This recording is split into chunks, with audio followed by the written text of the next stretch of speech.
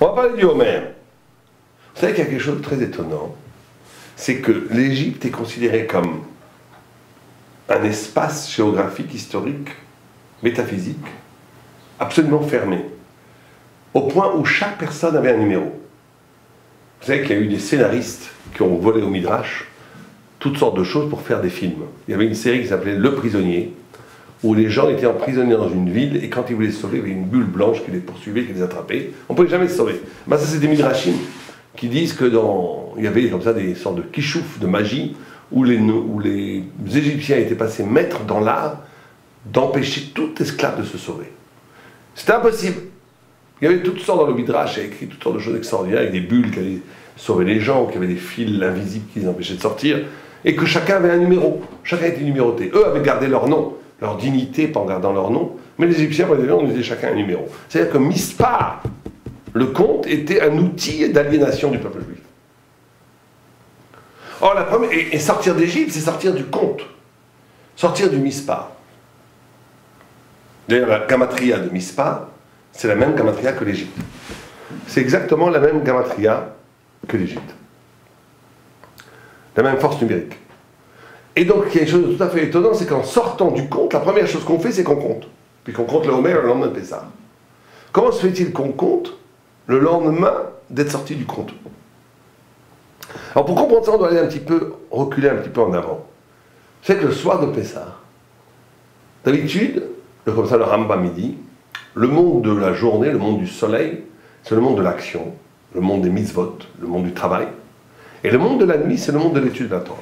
Le Rambam dit que l'essentiel de l'intelligence divine, l'essentiel du savoir de la Torah, s'acquiert la nuit seule. Contrairement à ce qui se fait aujourd'hui, c'est pas les kolélim, kolel lion, kolel boker, toutes sortes de questions merveilleuses. Mais le kolel, la chavruta, la chaboura, les amis, le feu de l'étude, c'est pour nous donner les gammes, pour nous donner la technique, pour faire de quelqu'un un lamdan, pour faire que quelqu'un il sache poser les bonnes questions et donner les bonnes réponses, qu'il sache analyser les choses, qu'il ne soit pas un idiot, qu'il ne soit pas un amateur, qu'il sache l'orner, qu'il sache étudier, qu'il sache comment on travaille un texte, comment on arrive à la vérité. Mais la vraie intelligence, elle est au-delà de la technique. Le vrai savoir, c'est d'écouter le raisonnement du sens divin infini qu'il y a au-delà de la technique, comme dans toute chose. Comme dans toute chose, les grands pianistes, c'est des gens qui se passent des milliers d'heures pour faire les gammes, mais en réalité, le génie interprétatif, il n'est pas dans la technique, il est dans un dépassement de la technique. L'Avdil ben al-Ferb de l'autre. À ce niveau-là, c'est pareil. La Torah est une technicité de la Torah, et si on l'a pas, on est un rigolo, il y a rien à faire. Celui qui croit qu'il peut étudier tout seul, c'est un orgueilleux qui ne fera jamais rien de sa vie. Donc il faut une technique, il faut des rabbinim, il faut des maîtres, il faut apprendre à étudier. Mais après, une fois qu'on maîtrise ces techniques et qu'on sait, on a eu le Shimush Tamidei Chachamim, on a appris, on a fréquenté les bonnes yeshivot, les bons maîtres, les bons Maggid Shurim, les bons professeurs, et qu'on sait, nous, à notre tour, étudier. Ce n'est que le début. Après arrive la vraie perception, la vraie intelligence des choses, et cette chose-là, elle s'acquiert la nuit, pas le jour. C'est pour ça que toutes les mitzvot, c'est le jour. Shofar, c'est le jour. L'oulam, c'est le jour. Les tfilin, c'est le jour. Toutes les mitzvot, c'est le jour. On ne voit jamais les mitzvot la nuit. La nuit, c'est pour étudier. Or, le soir de Pessah, c'est là où on fait toutes les mitzvot. Agada, manger la matzah, Arba Kosot, manger le maror, qui était d'Oraïta, au temps du Betamikdash, etc., etc. Alors, comment ça se fait ça?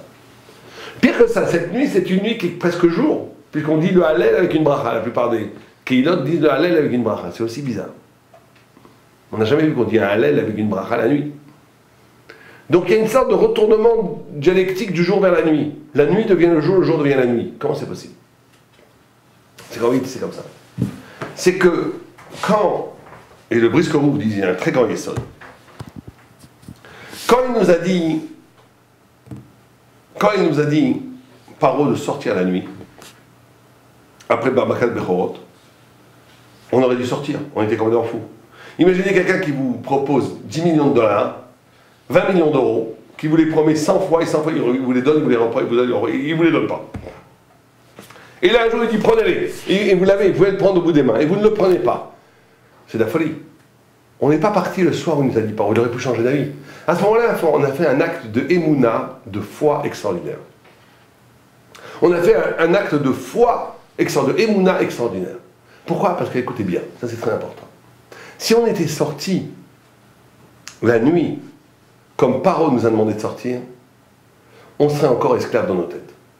Nos frères, esclaves de couleur noire, avec tout le respect qu'on leur doit, qui ont beaucoup souffert de l'esclavage d'ailleurs, eh bien, ils ne sont plus esclaves aujourd'hui parce que les Blancs ont décidé d'arrêter la traite des Noirs, ont décidé d'arrêter l'esclavage, ont décidé d'abolir l'esclavagisme.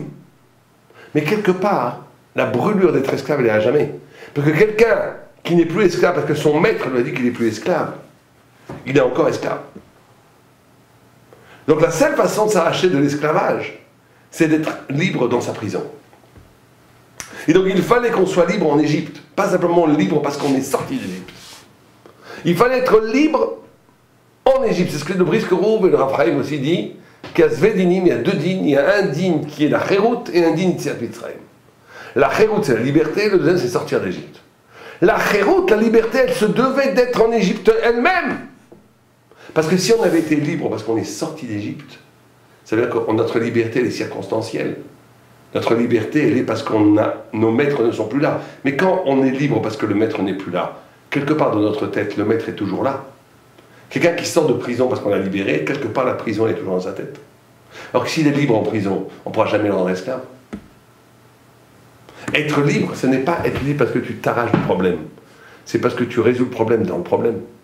Tu as un problème de schlombait, tu as un problème dans ton travail, tu as un problème avec tes amis. C'est pas en fuyant que tu résous le problème.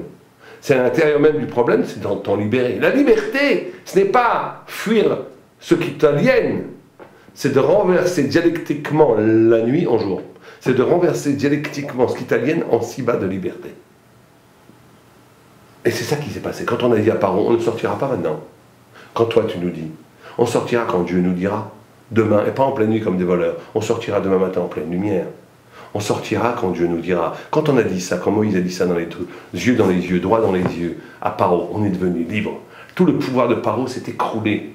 Et c'est lui qui est devenu notre esclave. Il était dans l'attente qu'on s'en aille. Il y a eu un retournement dialectique. L'esclave est devenu le maître est devenu esclave. Et la vraie liberté, c'est ça. La vraie liberté, c'est pas fuir celui qui t'aliène. La vraie liberté, c'est de dire à celui qui t'aliène, tu ne m'aliènes plus. Je n'ai plus peur de toi. Pourquoi? Parce que je me rie à quelque chose de plus transcendant de toi et de moi, qui est Dieu. Et je le sortirai quand Dieu me dira, pas quand toi tu me diras. À ce moment-là, je suis libre à jamais. C'est ça, sortir d'Égypte. Alors regardez, quand on est sorti, c'est pour ça qu'en sortant du compte, on compte. Parce que la vraie liberté, on compte 49 pour arriver à 50. 50, on ne compte pas. 50, c'est le reçu de la Torah. C'est la Kedusha. Or, pour arriver à ça, pour arriver à la vraie spiritualité, c'est pas en fuyant le compte. C'est à l'intérieur même du limité, de déceler comment l'illimité est le signe de l'illimité. Comment le compte, qui est réducteur en essence, est au contraire quelque chose qui te fait comprendre que si je comprends que c'est réducteur, ouais, c'est très, très profond cette idée que le Zohar dit, c'est que quand je comprends qu'il y a une limite, inconsciemment j'ai l'idée de l'illimité. Parce que comment est-ce que je comprends que ça me limite? Quand quelqu'un, la pire des choses, c'est que quand quelqu'un est esclave, il est content d'être esclave. Ça, c'est l'horreur. Quand quelqu'un dit, moi j'ai le métro, boulot, dodo, j'ai mon petit salaire, j'ai le bitoire Léoumi, j'ai ça, je ne veux rien d'autre, tout va bien, je vis comme je vis, tout va bien. Il est mort. Cet homme-là est mort. C'est fini. Et quand quelqu'un se plaint, il faut se plaindre. Il ne faut pas se plaindre de façon aigre. Mais il faut dire, ça ne suffit pas, spirituellement. Pas matériellement, on s'en fiche, spirituellement. Dès que j'ai la conscience qu'il me manque quelque chose, c'est qu'en résonance, j'ai la conscience de quelque chose dont je n'ai peut-être pas tout à fait la conscience totale, mais j'ai une conscience diffuse de quelque chose d'infiniment plus grand. Et donc, c'est en me mesurant à la limite et en éprouvant la frustration de cette limite que je peux arriver à l'illimité. Comprenez? Et donc, c'est à l'intérieur du compte que je me défais du compte. Comme on a dit en Égypte, c'est à l'intérieur de l'Égypte lui-même que je retrouve la liberté. C'est une liberté beaucoup plus forte que si j'avais fui la prison. C'est à l'intérieur de la prison que je trouvais la liberté. Ben, c'est à l'intérieur du conte du Homère, du conte qui est un legs du conte de l'Égypte, qui définit, qui circonscrit, qui définit tout. C'est à l'intérieur même du réel, de l'épreuve de la réalité, de l'épreuve de l'existence, de l'épreuve du contact avec l'autre, du contact avec mon prochain, du contact avec moi-même, du contact avec Dieu, de la réalité qui me limite. Toute la vie, elle est faite de shefa et de limitation, d'amour, de chesed. Dieu te donne des choses et pour pouvoir les capter, les comprendre, ça se limite. C'est le din. Mais ce n'est qu'à partir du din que je peux vraiment arriver au chesed. Ce n'est qu'à partir que je comprends que cette limite m'amène à quelque chose de plus grand que je peux arriver à un dépassement. Et donc on ne sort du compte qu'en comptant. Et c'est pour ça qu'il faut compter, mais c'est un compte qui aboutit à un jour où on ne compte plus. Un jour, une libération totale de la limite, où là on est dans un vis-à-vis absolument magnifique de l'infini, c'est le jour de Shavuot, on reçoit la Torah de façon éblouissante. Allez, va y aller.